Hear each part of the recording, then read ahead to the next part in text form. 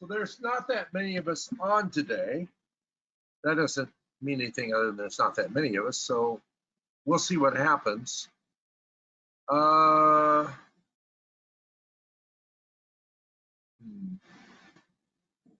looking at everything and just kind of feeling it. So I've been playing with some, well, it's not new technology to me, but it'll be new technology to you. I bent this spoon the other day and I broke a fork, which I put on the internet if you saw it.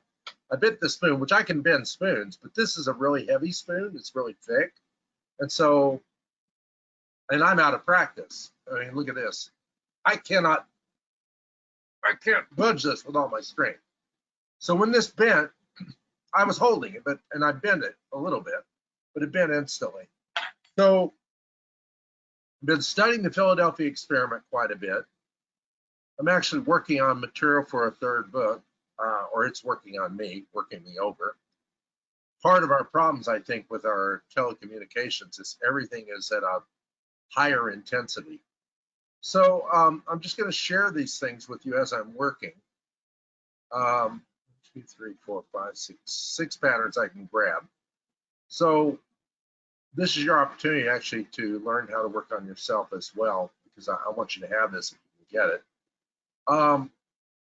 Basically, any pattern is just one thing. It's a holographic reference for you outside of the sense of the unity of the all.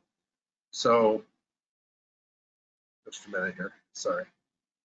You are the all, and so there is never any separation. However, for instance, I've always said there's no such thing as gravity because nobody can find it.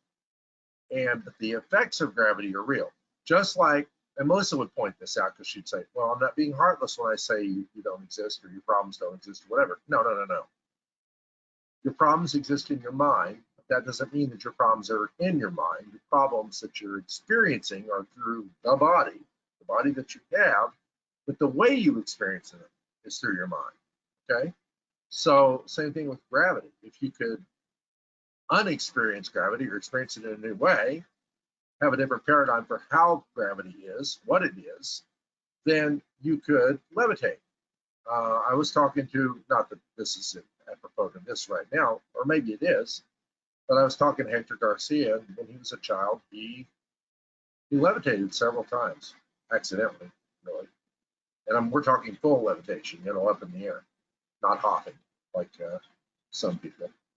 So the idea then, which I shared with you, if you have read it in Physics of Miracles, if you have access to those parameters of possibility, i.e. it's been done, therefore it can be done, then same thing with healing a withered limb or bending a spoon or breaking a fork, which was really strange. I've never broken a fork. I was holding the tine of the fork and I put my awareness through the fork in a certain way that I'm going to show you, and the base of the fork, impossible.